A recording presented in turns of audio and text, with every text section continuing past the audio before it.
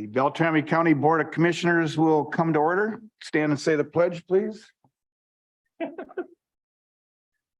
allegiance to the flag of the United States of America and to the republic for which it stands, one nation, under God, indivisible, with liberty and justice for all.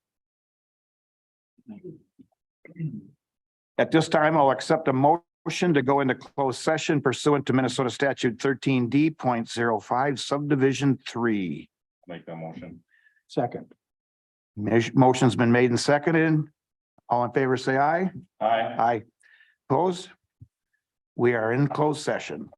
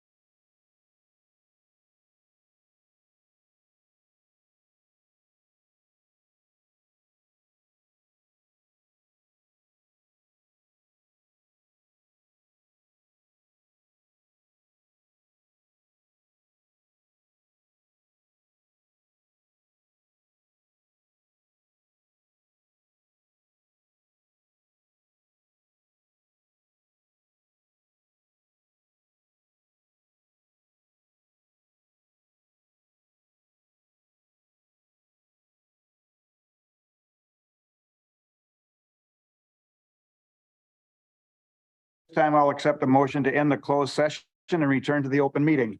So moved. Is there a second? Second. All those in favor say aye. Aye. Opposed? Tom, do you want to give us a presentation? Thank you, Mr. Chair. Yeah, I have a presentation here. We'll load up and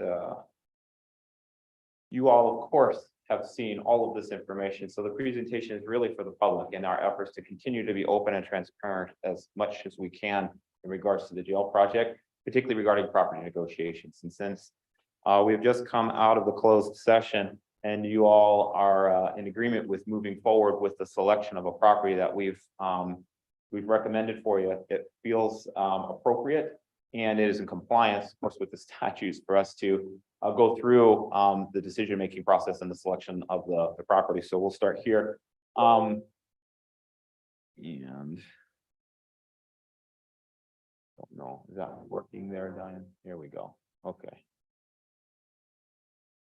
Okay, so first it makes sense for us to go through the site selection criteria.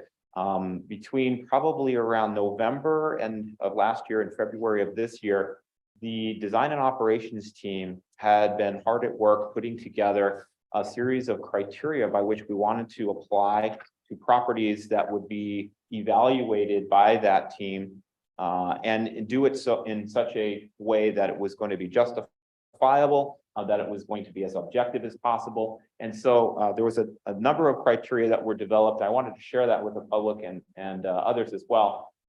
So the criteria that were used in the site selection process includes the following: lot size.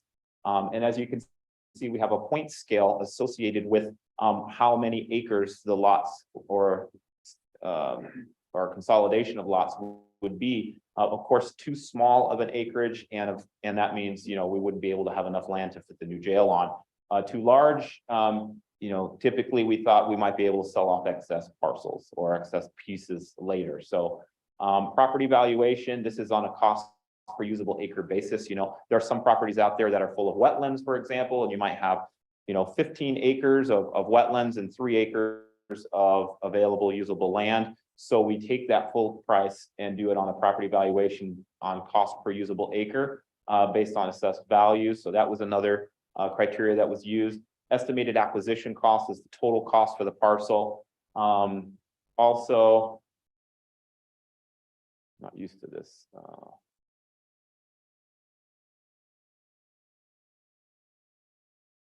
We're good now. Okay, sorry for that delay. Technical problems there. So the estimated site preparation cost, this is an average of a number of scores, including demolition, land clearing, utility connections, those types of things.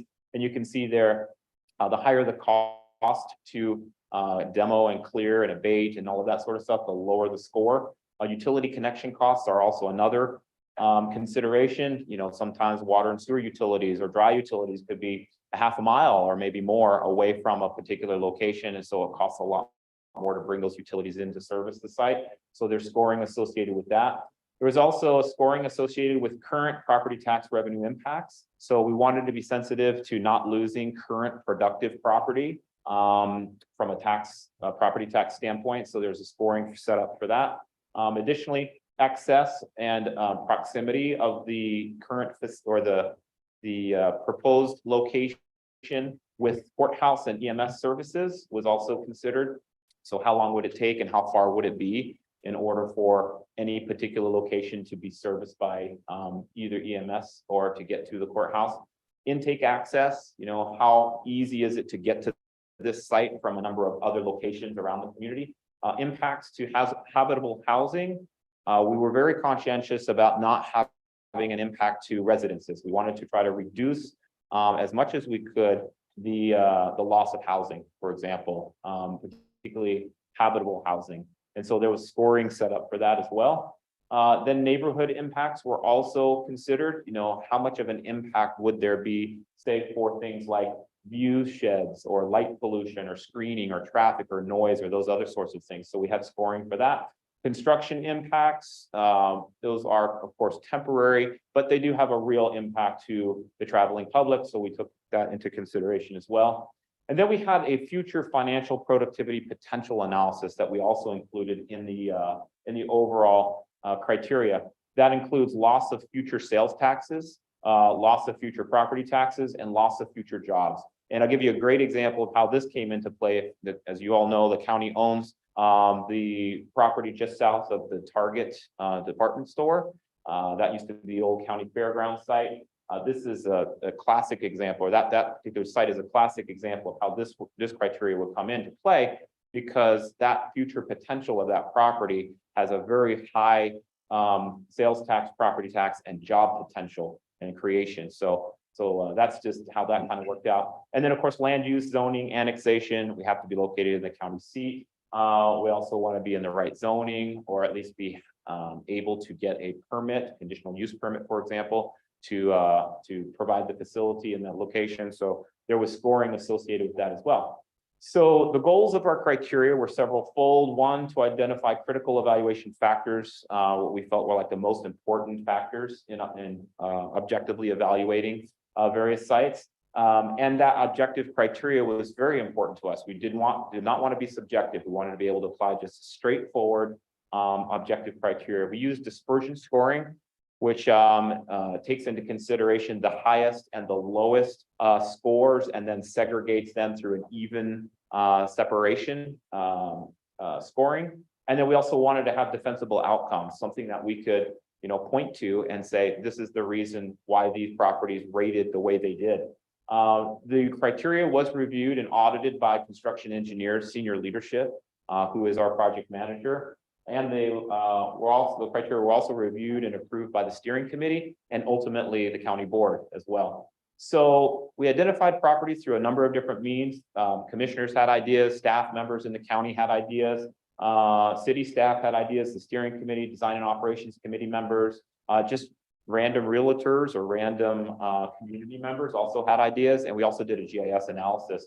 So these are all kind of the ways that we identified various properties. And initially we had 15 properties that were identified, and these are the 15 properties. And then you can see the scoring that's included here based upon the criteria that we've just gone through. And so you can see each one of those properties has a separate score for each one of those separate criteria, and then a total score on the second column from the right. And then we have a ranking, meaning the order by which the properties scored from highest to lowest. And you can see that our number one ranked property was the brick property, number 15, as an example. That was not for sale. We approached them and they weren't interested in selling. The number two property was site number 12, called the Weebolt property. And that's the one we want to spend a little bit more time on today. We did eventually end up talking with about 5 different property owners. Some properties weren't for sale, others we couldn't come to agreement on as we evaluated them. But the Weebolt property, we do have an agreement for your consideration tonight. So I want to talk about the location details and the purchase and sale agreement details as well. This is just an aerial photograph. The lake there is Lake Irving. And of course you have 5th Street kind of on the north section there. So if you're coming out of downtown to the west, come down 5th Street, get to the roundabout there, which is Jefferson. You go south on Jefferson. On the right-hand side, there's about 16 acres of a triangular shaped portion of land there. Right before the crossing of the bypass, that's the property that is called the Weebolt property. Here's a little close-up of that property. The left picture is just the aerial photograph. The right picture is the terrain or elevation map. And what you can see is that it's pretty much treeless for the most part. It's flat and level. There's no structures on it. There is an encumbrance running on the west side of the property. That's a 75-foot wide pipeline easement encumbrance. So that does shrink down the size of the property. But we've done at least an initial analysis, and we believe that we can get 4 to 5, even maybe 6 or 7 good acres out of that property, still leaving some areas in the upper left and the lower portion of the triangle for, say, stormwater ponds or other types of uses that the county might have in the future. Some of the highlights of this particular property is that it did rank second.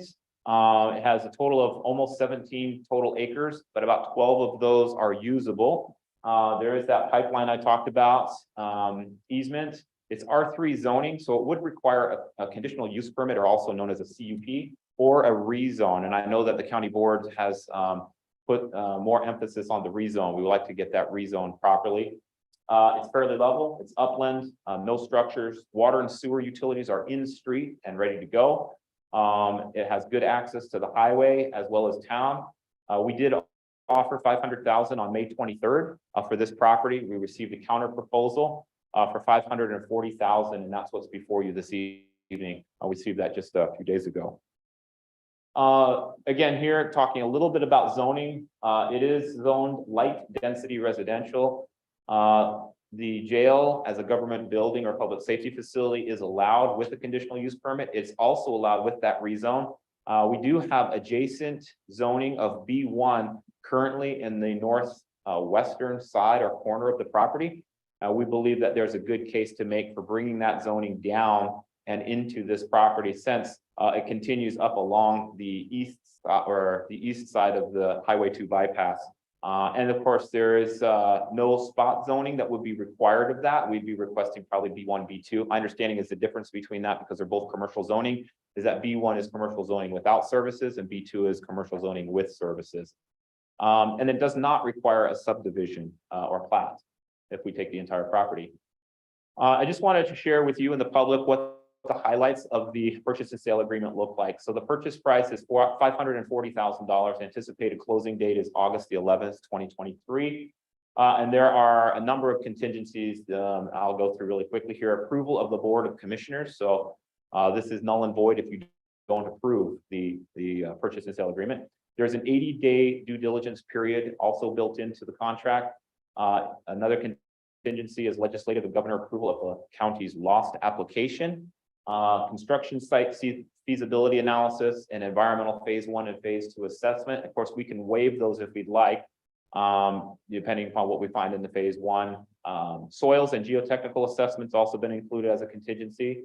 A review of the zoning and land use, and a review of the property for archaeological concerns. If we believe there's any, we don't believe that there are going to be any, because it is upland and has been farmed for a long time.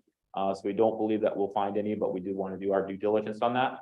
A full title review and approval. Of course, we want to make sure that there aren't any other encumbrances that we're not aware of. There are city water and sewer access and adequacy. At least initially looks good, but of course we'll do a deeper dive in that, make sure we have the right sizing and the right inverts on the infrastructure there. Then we also have a contingency of approval of the Greater Bemidji Joint Area Planning Board for zoning and a conditional use permit. So that is also a contingency in the agreement. And then we have also conditioned the agreement to request assistance by the seller in any rezone or CUP application or permit at our expense, because they're technically going to be the owner until we consummate the deal and the closing occurs. So those are the contingencies in the purchase and sale agreement. Just to remind you, and also probably for the community, we have some project and financial milestones on the project moving forward. These are activities on the left side and kind of the timeline that goes on the right-hand side here. The lost or the local option sales tax application. We did have a legislative decision and it was in our favor for the local option sales tax. So we will be able to ask that question on the November ballot.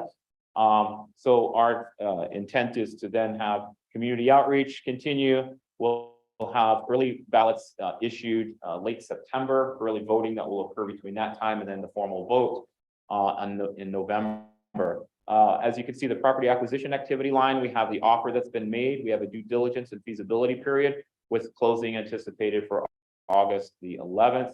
We did hire, as you all know, last week, Klein McCarthy Architects, and they're going to be doing the architectural design, at least the first phase, which is what you've authorized. That will include the CUP and or rezone, and we anticipate being able to submit that package to the Greater Bemidji Joint Planning Board by June 30th. And then you can see there the activity that says CUP and rezone approval. Once we develop that application and submit that, then there's a process in and of itself that follows, including a public hearing, which we believe will be on or around July 27th. And we hope final approval on August the 9th. There is no subdivision approval required here, But if the county for some reason wanted to divide out a portion of the land, you could do that. That's an administrative action. It only takes 2 to 3 weeks internally at the city for that to occur.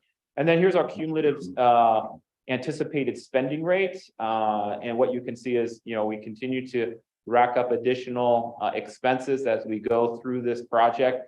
And the anticipated spend rate by month has been included here, at least through the end of this year. And of course, the big cost is going to be the acquisition of the property. And that's why you see that big cost there. So that is what we'll be focusing on here in the red area, really paying attention to meeting these project milestones. And then with that, we expect, if you have a favorable decision this evening, to be able to announce to the public either this afternoon or probably tomorrow in a press release this information and where the project or where the location for the jail project will be. So that's what I have for you, and I'll stand for questions. If you have Any questions for Tom?